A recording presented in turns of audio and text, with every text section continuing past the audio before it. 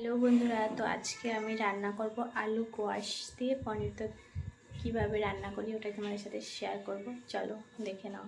তো দেখো বন্ধুরা, এখানে কোয়াশ আলু কেটে নিয়েছি, আর এদিকে আছে মশলার জন্য আছে এখানে কাজু, কাঁচা লঙ্কা, টমেটো, আদা। এটা একটা পেস্ট করে নিব মিক্সিতে। তো দেখো বন্ধুরা, এটা আমার মশলার বক্স। গুঁড়ো মশলাগুলো এই বাটিতে নিয়ে নেব। হলুদ গুঁড়ো, ধনিয়া গুঁড়ো, জিরে গুঁড়ো, গরম মশলা গুঁড়ো, লাল লঙ্কার গুঁড়ো।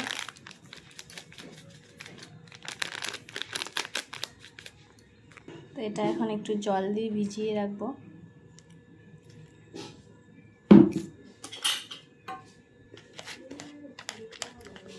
ভিজিয়ে রাখবো। আর এখানে দেখো পনির নিয়ে নিয়েছি। তো চলো এবার রান্না করব।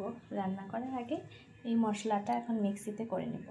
তো দেখো বন্ধুরা, আলুগুলো ভেজে নেব।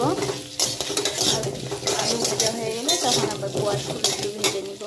আর এদিকে হালকা গরম জল দিয়ে পনিরটা ধুয়ে নিব। তো দেখো বন্ধুরা, আমার কোয়াশ আলু ভাজি হয়ে গেছে। নামিয়ে নিব। তো তেল গরম হয়ে গেছে, এখন পনিরগুলো দিয়ে দিব, ভেজে নেব পনিরগুলো।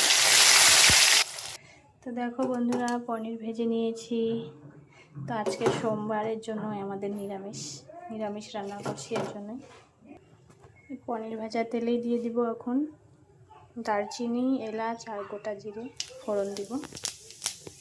এবার গুঁড়ো মশলাটা ভিজিয়ে রেখেছিলাম, এটা দিয়ে দিব। দেখো বন্ধুরা,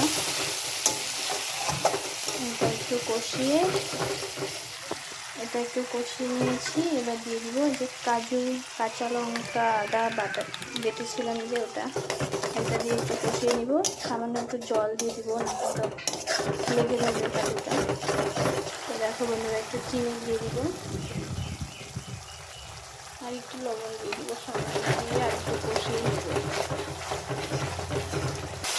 তো দেখো বন্ধুরা, এবার মশলা থেকে তেল ছেড়েছে, কত সুন্দর হয়েছে। এখন দেখো মশলা থেকে তেল ছেড়েছে। এখন সবজিগুলো দিয়ে দেবো, যে ভেজে রাখা আলু কোয়াশটা দিয়ে দেবো। তেল ছেড়েছে মানে মশলা থেকে মশলা কষানো হয়ে গেছে। এখন এটা দিয়ে ভালো করে কষিয়ে নেব আরেকটু। আর এখন দিয়ে দেবো হচ্ছে এই যে স্বাদ মতন লবণ।